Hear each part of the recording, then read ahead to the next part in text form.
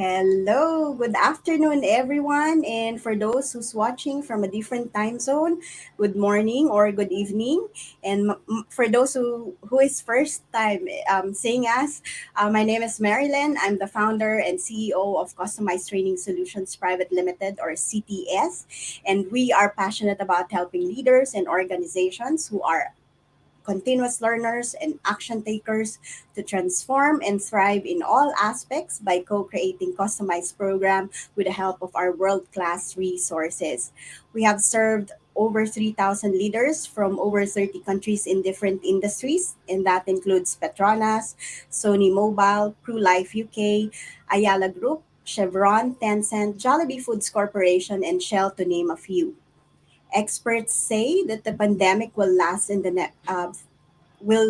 the next 3 to 5 years. And this is why we are organizing several interventions, including this interview, to help leaders who don't know how to stay relevant and adapt in the next normal, those who find it stressful to lead and ensure performance of a remote team, and for those who are afraid that they cannot keep their team or their business.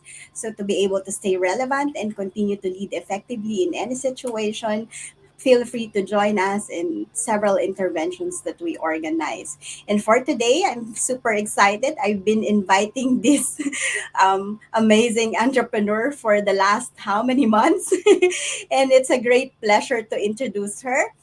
Her name is Huda Hamid, and she's the founder of Fempreneur Secrets, an online community empowering women to lead purposeful business online. She empowers women around the world to design their life through business. She has been nominated for the Most Compassionate Womenpreneur Award in 2019 and has been invited to speak at events supported by Google Singapore, US State Department, and State Department of United Arab Emirates. So without so much further ado, I'd like to invite Huda on stage. Hi, Hi Huda. everyone. Hello. Thanks for Nice having to me on the to show, finally have Marilyn. you. Yeah, it's my Yes. pleasure. And as you know, I've been inviting you probably since April, right? And I'm glad to finally have you today.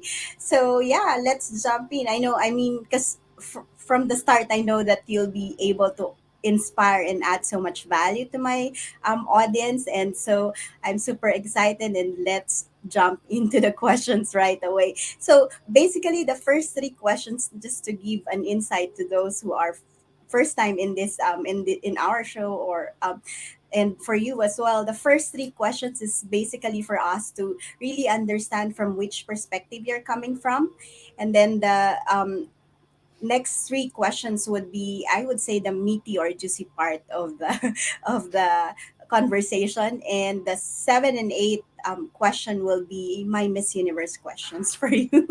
So yeah, let's jump in. Please feel free to share with us your leadership experience, your influencers, and if you have like a favorite leadership style that you use in your current business, or the way you work with your both your team and clients. All right, great. Thank you so much, Marilyn, first of all, for having me on the show. And of course, at the same time, you and I both know how incredibly busy I was. So we were not able to find a nice date for us to have this conversation. And I think it's a beautiful day today. And we are able to Exactly. hear the perspectives of leadership from different people. And I hope I'll be able to shine some light and inspiration to your audience as well. Okay, so to answer your question about the leadership styles that I've been influenced by as well as been experienced by, I think if you ask me who my role models are, I would Mhm. say that I have three key role models. One is Marie Folio. She's an amazing woman. And when I was starting out in the world of entrepreneurship, I really read up a lot of the things that she does. I watched a lot of the YouTube videos that she did. I went on to the programs that she have. I really wanted to learn about her style. And I think one thing that I really got inspired by was her level of sincerity in the work that she does. as Mm-hmm. well as that feeling of down to earth, being very down to earth, not only to your community but also to your own team. So that's one of the role models that I have. The second role model I have would be, of course, Barack and Michelle Obama. They are like my dream couple. So when I look at them, like couple goals, okay, so you can have everything. Yeah, they really looked to me as women. Michelle is like a woman who can have it all: good relationship with the family, good relationship with spouse, the career that she desires, and also very good education as well. And she could also move her career forward on her own with the support of Barack Obama. So having said that, I think in terms of the leadership style that even I carry through, the experience in leadership has always been for me very male dominated. And Mm-hmm. because growing up, even in my own family, I am the youngest and only girl in amongst my siblings. So I've always seen this very male style of leadership, right? Very male style of leadership. I'm not saying that it is wrong, but there needs to be like a balance when it comes from the woman perspective, the female perspective.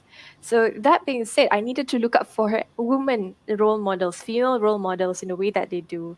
And at the time where I was just starting out in business back in 2011, 2012, there weren't many women role models. I think today is a completely different landscape altogether.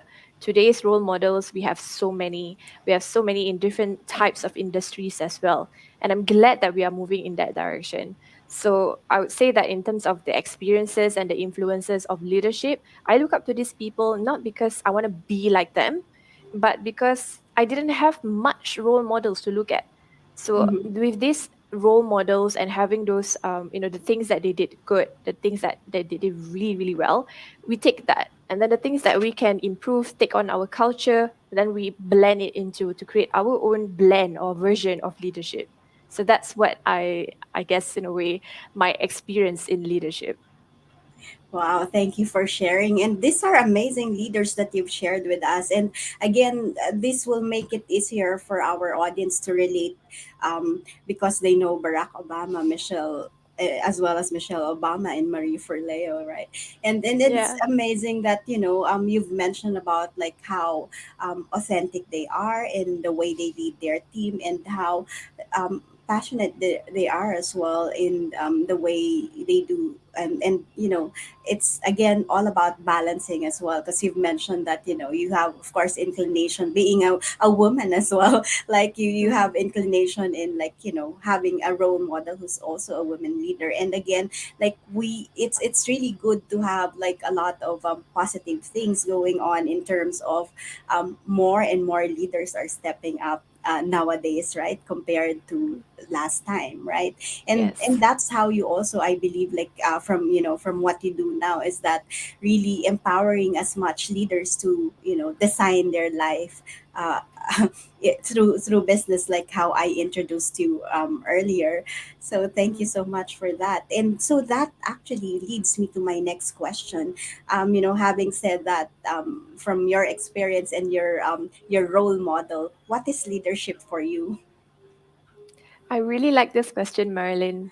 When we think about leadership, we often think about that person being the very top, at the very top, and they need to oversee a lot of things. But for Mhm. me, I find that leadership is the ability to champion the change that you desire in your organization, but you do this holistically without overburdening the people that are responsible for their own roles in your organization.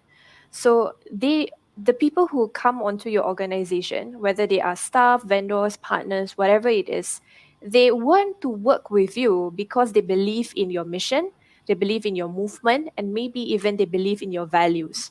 And of course, I would say the worst case scenario is they actually believe in you, you, the founder yourself. So it's about helping them achieve their own goals in life Mhm. while you collaboratively achieve your own organizational goal. So, being a leader is not going in the journey alone, but it is about making sure that as you go through the journey, the people who were there with you move forward together with you. And that's what leadership is to me. Wow, that's really beautiful.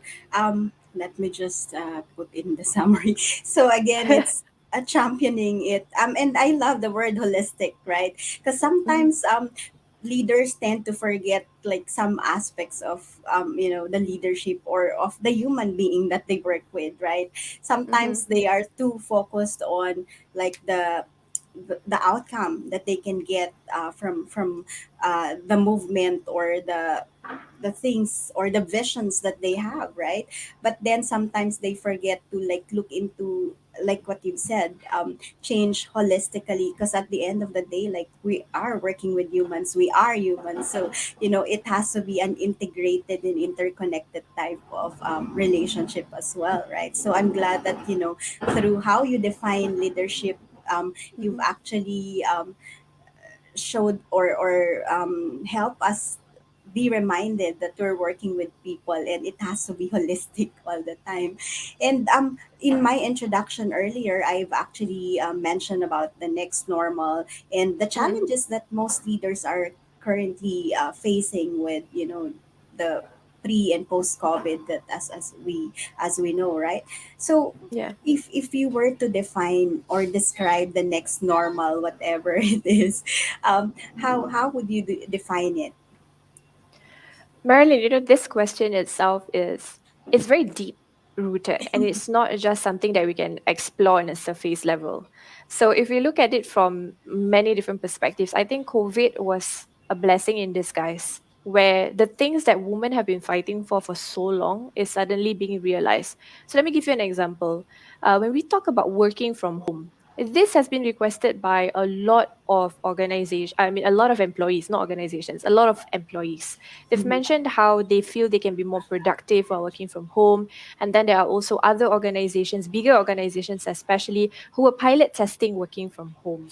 So when we see this, we think that small businesses are not able to allow their staff to work from home because of cost related issues, or maybe because of resources, or they think that it will be more efficient for everyone to come together and have conversations or discussions related to work.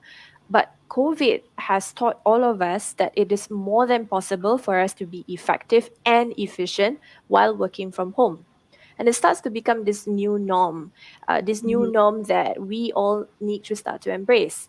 And that also being said, there was conversations long ago when I was first starting out in this entrepreneurial journey about having more women on the seat of the table. And we're talking about boards, the sitting on boards, making decisions.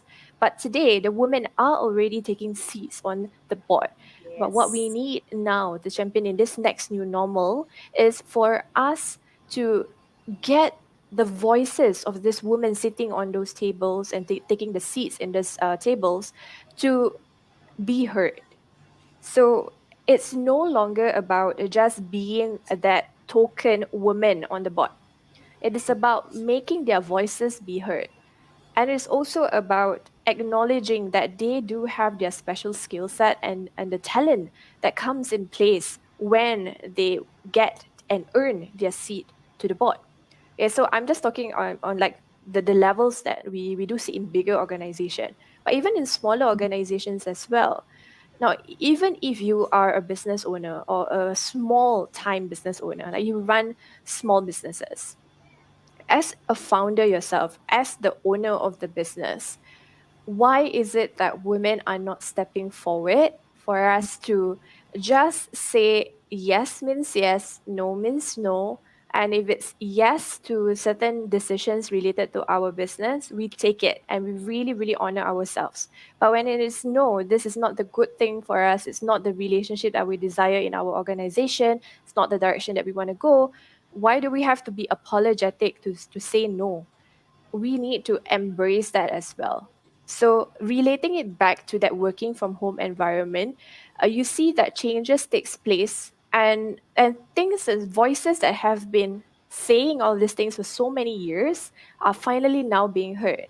So that means and goes to show that in the next normal, or in this next new normal, I guess, in a way that you can put it, we need Mhm. to continuously make our voices heard so that people will see how important it is.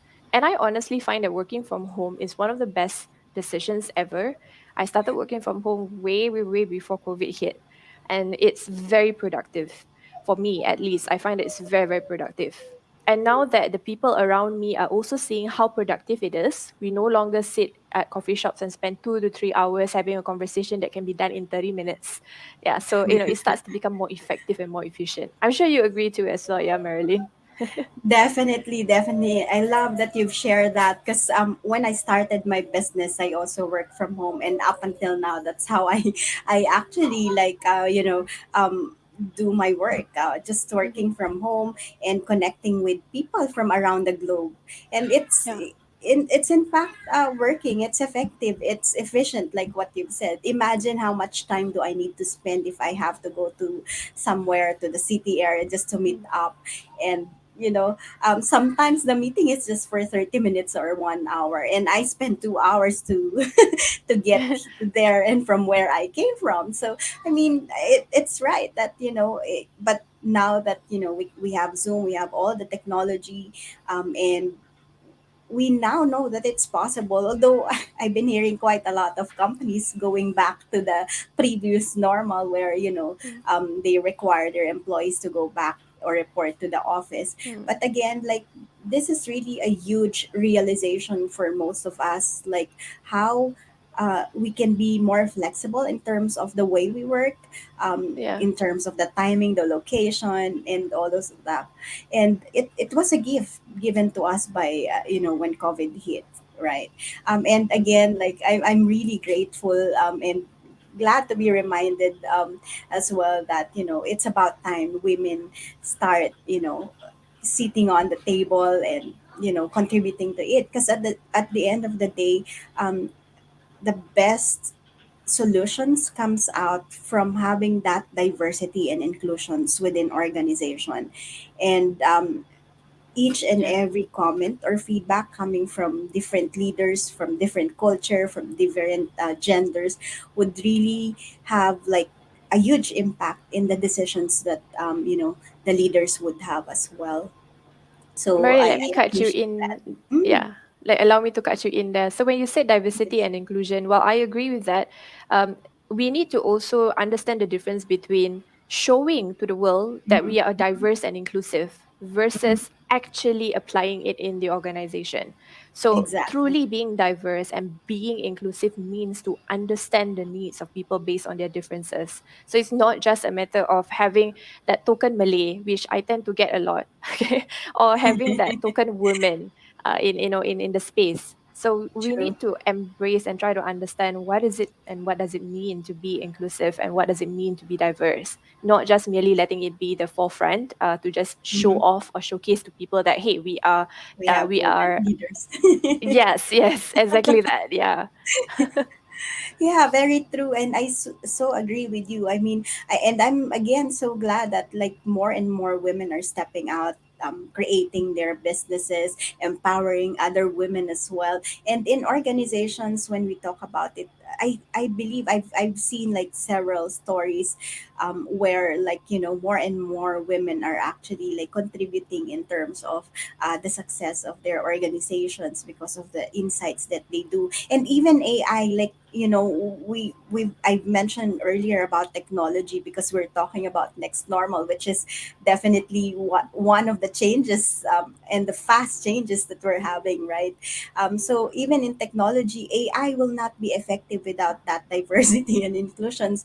Like, you have to have both gender, different cultures, different backgrounds to have to consider in using AI. You need to have that data to actually be included, right? And again, like what you've said, it's not just about the token being a token, or just like for just media or exposure that, oh, we have women, but it's really applying and implementing and having their input inside, right? So Yeah. yeah, thank you so much for that. And even though we've just talked about next normal, but for sure there the issues that a lot of leaders are facing now, or even entrepreneurs, that are facing now are kind of like there are still commonalities, right? And so, from your experience working with Mhm. as a corporate leader as well as an entrepreneur, and working with other corporate leaders as well in your businesses right now, what would you say would be the top three problems that most leaders do face?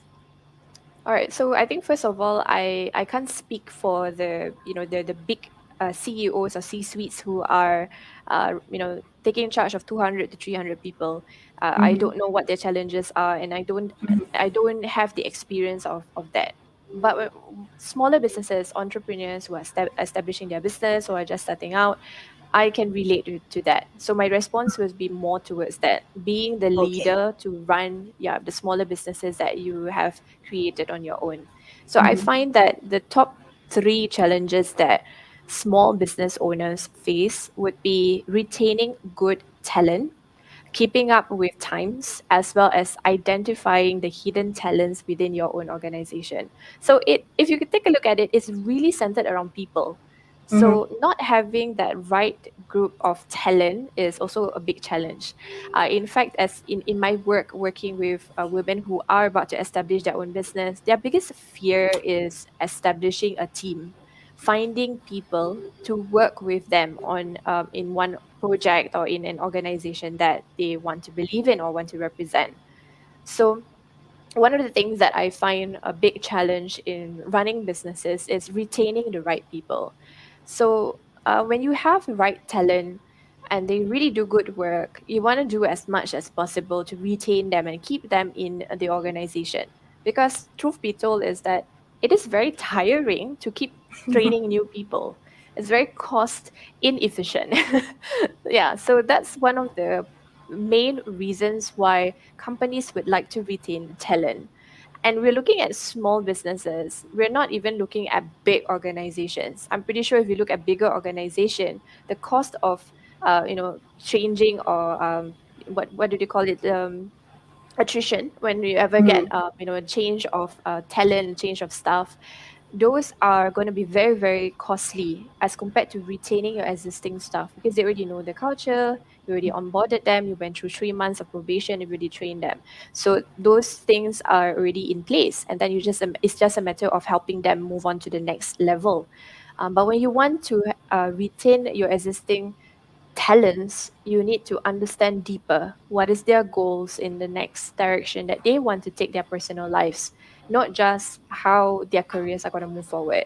So again, it leads back to my definition of leadership about making it holistic.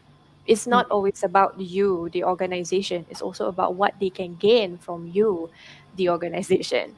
So that's one of the things that I feel small businesses are often facing with manpower, resources, and maintaining the right talent as well as retaining them. And then once you already have the talent in place, the next challenge comes in to identify hidden gems or hidden talents. Because sometimes, right, you have, you may hire people and they could be reserved. I think, especially in this Asian Mm-hmm. context, a lot of the people, not say a lot, lah, okay, maybe it's more common to see reserved individuals. Yeah, so Yes. they do what they are told or they do what is part of their job description. But perhaps in their heart, they want to do something more, but they don't want to voice out or they don't want to say it. So somehow or other, I find that it is the responsibility of the leaders in the organization to start to see what are they really good at and what excites them doing the work itself. So when they are excited, they will do more, they will put in more effort into the work and they will be more passionate doing it and they will enjoy the work. But if you can't identify this work, this talent, they are gonna go through the job every single day, day in, day out, clock in, clock out, and they might not necessarily be happy doing it. So as leaders, it is our job to consistently find out whether the work that they are doing is really fulfilling for them. Yeah, and if it's not, what can be done in order for you to make them happy working in your organization. So that's the second thing. And having said all of that, when we have the right people, they will help us steer our goals, our missions, our values forward very fast, because they believe and they resonate well already. It's like the energies are vibrating against each other and they are all consistent. they are speaking in the same wavelength. So that's Mm-hmm. why it helps you to move forward. Now, the final challenge that I noticed, the third challenge, is the difficulty to keep up with developments and changes of time. Today's day and age, evolution of time, changes of technology just goes on so fast. Like Exactly. now, I mean, if you use Zoom is already at what version compared to when we started using it in the beginning of the pandemic. So it has already moved on so much to a point that even if you are using it every single day, you might be confused with the latest developments yourself. Yeah, Mm-hmm. so it is important as leaders to just keep ourselves updated with latest trends, latest technologies, and maybe even some latest developments. So when we talk about developments, we're not asking every single leader to go down to nitpick all the details of this development. No, but at least have a big picture of what's happening in the future.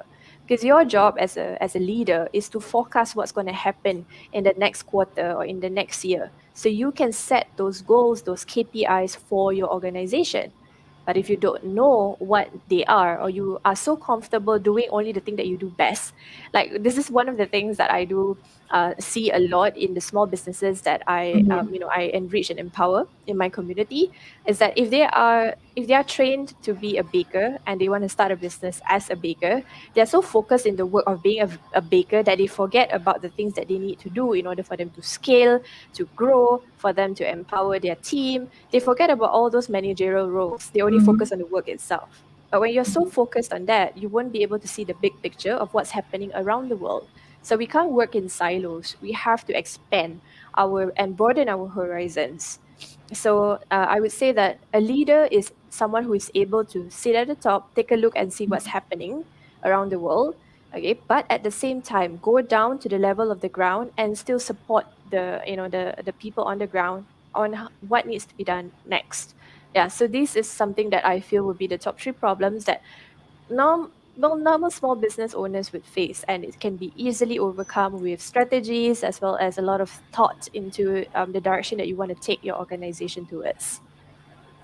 Oh, thank you. Interestingly, Huda, actually, this are some of the top problems that I've been hearing, even for huge organizations. And it's all about people. And that's the reason why leaders has to be reminded that, how important people is in their organization, in their team, or in their company, and in whatever changes they want to make in their organization, right? Because at the end of the day, Mhm. these are the people who will actually help in terms of servicing customers, or like making a difference in deciding, actually making the right decision within your company to bring you up to, or to scale you up, or to grow your business, right? Whether it's a small or a big company. And again, like what you've said, and I'm glad that you actually focus on the street problems, which is mainly focused on people as well, right? and then Yes. and interestingly, there's so many issues or problems that the top three alone that you've shared um is mainly around people, and yet, like, sometimes leaders still tend to forget, like, these are the has to be prioritized among any other. I mean, they have to look into a lot of things as well, but people has to be the priority, right? When you really wanted to thrive, um, Yes. and work on any type of situation as well, right? So That's yeah. right. So and we will not leave them with just the problems. Of course, we wanted to, like, give them a few solutions, or probably at least some of the important skills and capabilities a leader must have in this next normal to continue to lead effectively. So what will be your input on this? All right. So I think my first advice, the most important advice, especially as we move into this new or next normal, Mm-hmm. is virtual preparedness.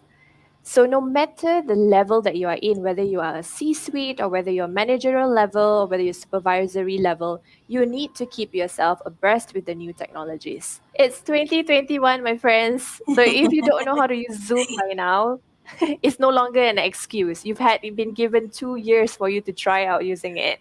So that's no longer an excuse for you to say, I don't know where's my camera, I don't know how the audio is gonna work. You're a leader.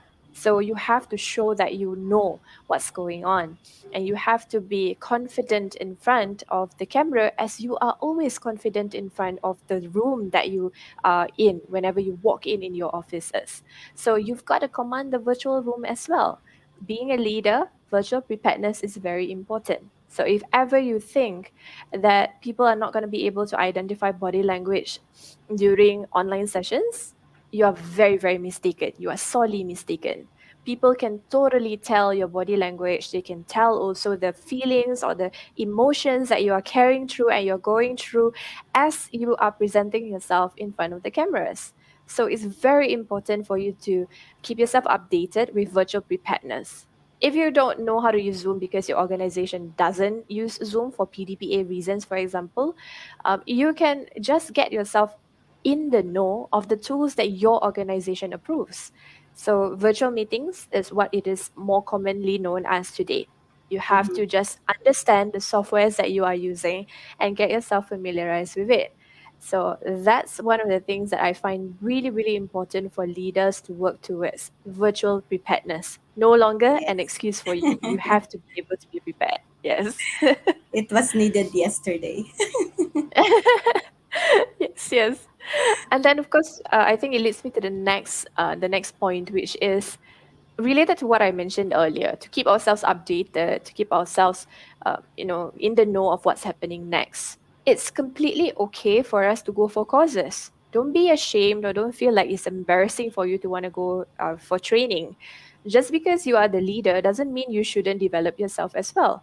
So you can go for development. Like, for example, one thing that I do understand as well is that if you've been in business for like 10, 20, or even 30 years, diversity and inclusion could be something that you didn't know about, like it didn't exist at your time when you were starting out your business.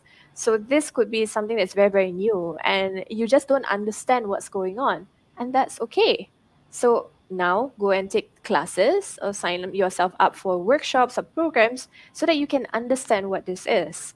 And there's nothing to be embarrassed about, to want to learn and develop yourself and keeping yourself updated with the changing times. That's how human grows and that's how we evolve, become a better version of ourselves than we were yesterday.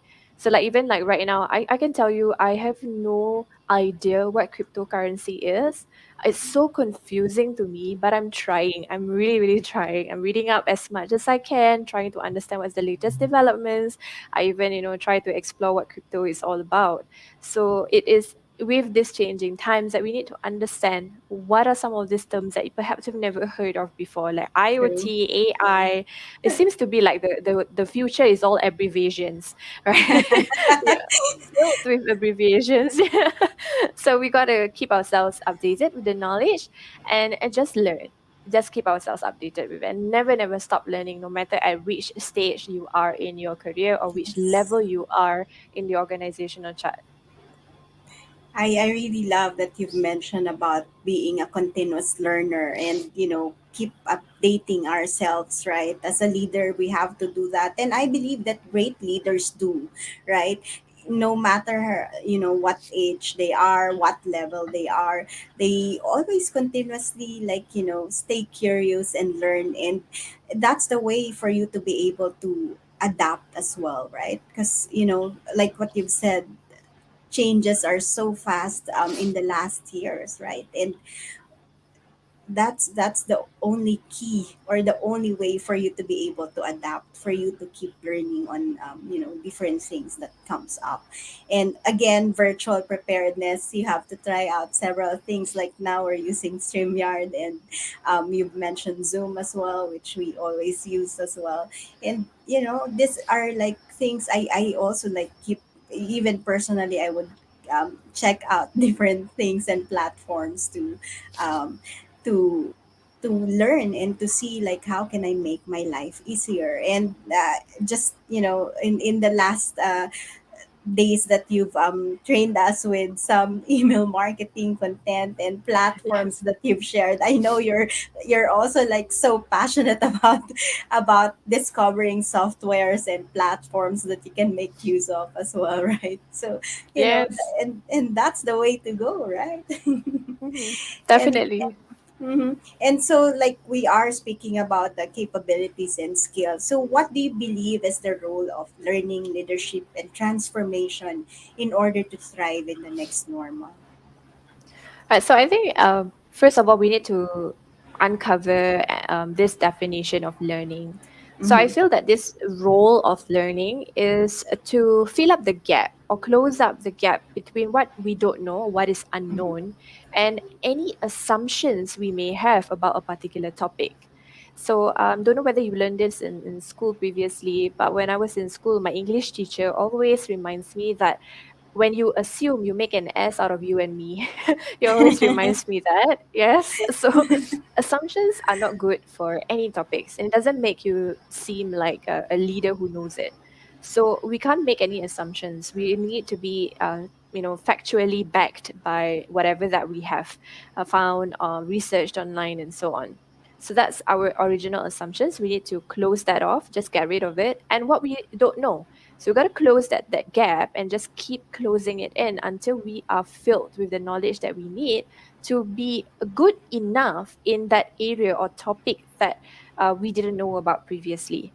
So it's not about being perfect or being a master in each of those zones. I don't expect anyone out there who have been a CEO or the C-suite for 20 plus years. I don't expect you to be an expert in Zoom, and I, of course, also don't expect you to be an expert in knowing how to present yourself in front of the virtual world.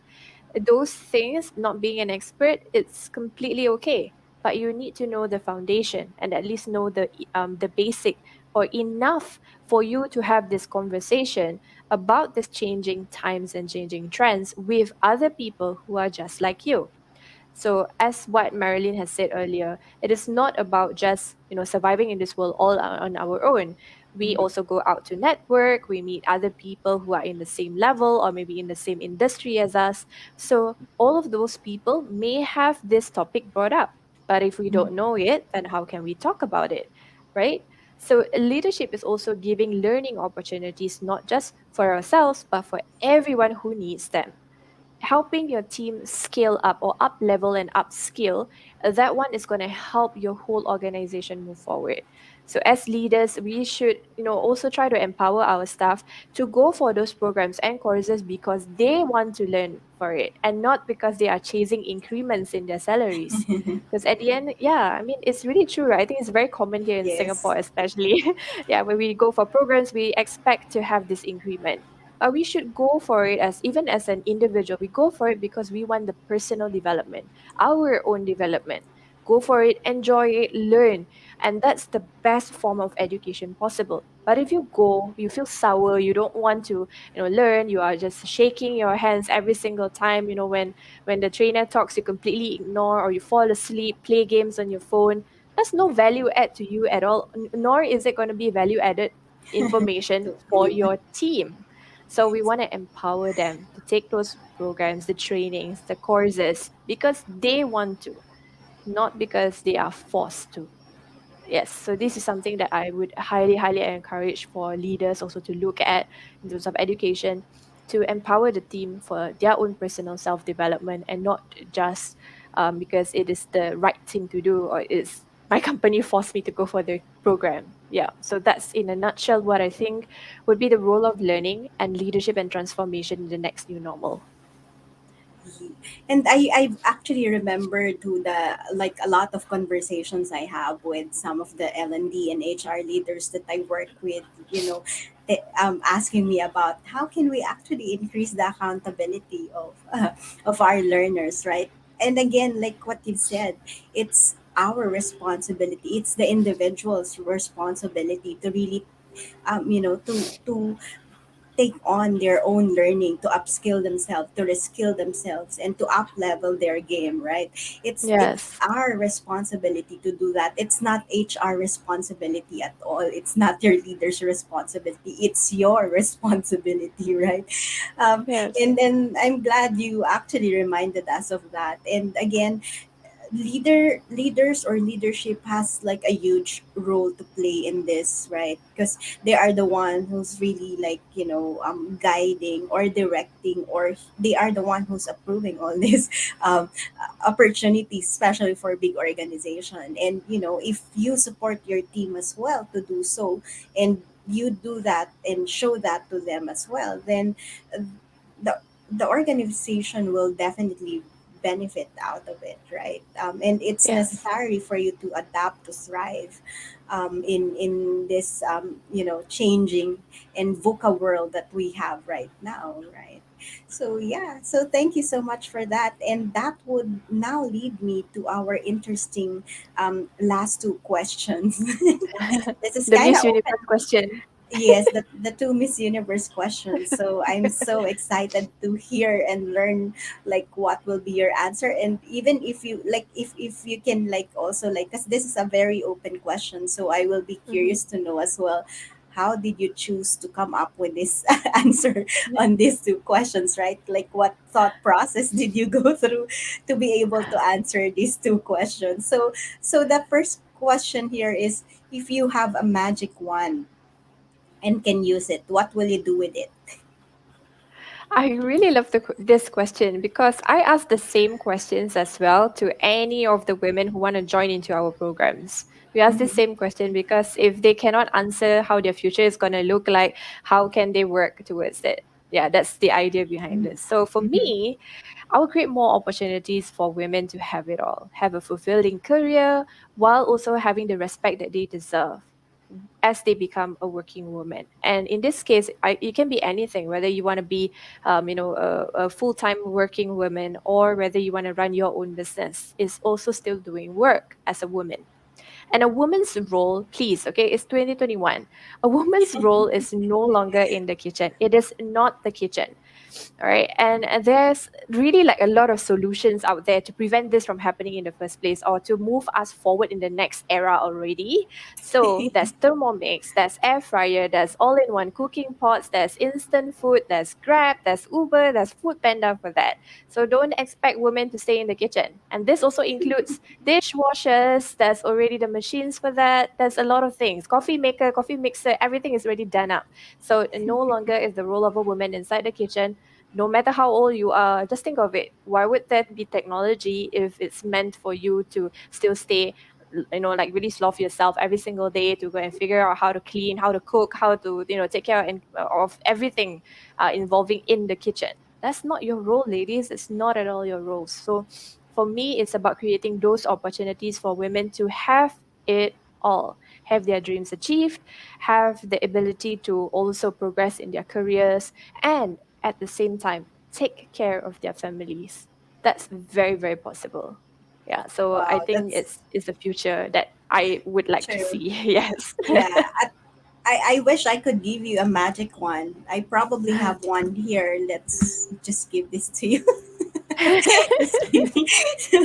So I mean, it's actually quite an unfortunate truth, especially here in Asia, where like we haven't really gone out of that mentality. Unfortunately, that women can actually work and women can actually achieve huge impact, right?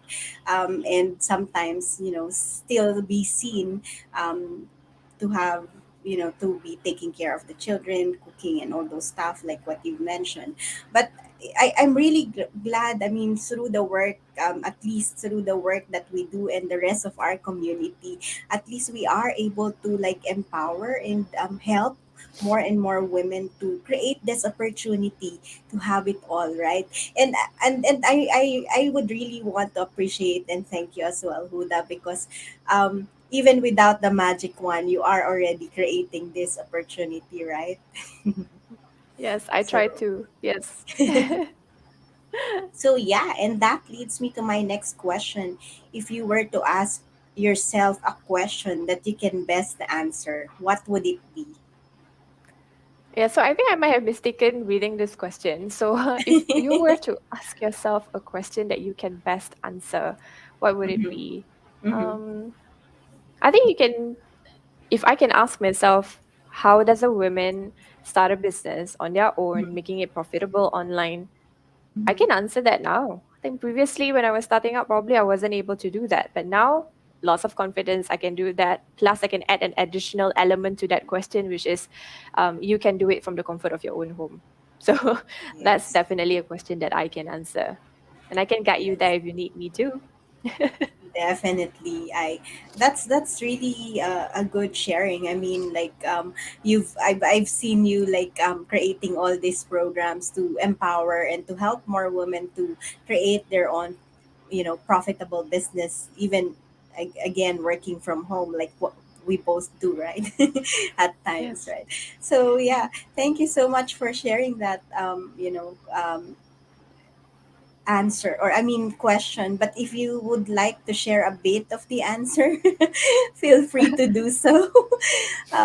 Before we end the session, or if there's like any additional message that you would like to leave to our audience, or to our listeners right now, feel free to share with us more. Okay, I wouldn't say much, but I do have an e-guide to answer that exact question about how you can start your own profitable business online. So if you want to access it, I can give Marilyn the link later on, or you can just go on to links.fempreneur.co/ebook. So that's where you're going to get the information about the steps to take to create your own profitable business online. And I think one additional word of wisdom I would like to add in would be to never stop the process of learning and never to stop the process of giving, because that's very, very important. And I'm not talking about monetary giving here, I'm not talking about charity alone. I'm also talking about giving your heart and soul, or at least your heart, your sincerity to the work that you do, and also to give to the people in under your care, and in this case would be your employees and your staff, to give them what they need as well as part of their careers, as part of their jobs moving forward. They are not just a warm seat, they are not a warm seat filler. They are an individual who has a life, who has a family, who has feelings. So we always need to remember that as we move forward. So never stop learning and never stop giving. Thank you. That's really inspiring, and I really appreciate you. And I always knew that this is going to be an amazing conversation. So thank you so much, Huda, for this, I would say, very passionate, um, empowering, and people centered conversation with you. So, and also, I would like to thank our audience. And also those who will be watching us during the replay for this interview. And again, I'd like to uh, invite everyone to join us, or in this journey to create opportunity through several interventions and to create a world we believe in, right? And remember that even the richest investors in the world say that investing in yourself is the best investment you can ever make in your life. So with that, I would like to leave you with this quote from Dolly Parton, that if your actions create um, legacy that inspires others to dream more, to learn more, to do more, and to become more, then you are an excellent leader. Thank you, everyone. Thank you so much, Huda, and Thank you so stay much. safe. Stay safe. Bye, Okay, everyone. bye for now.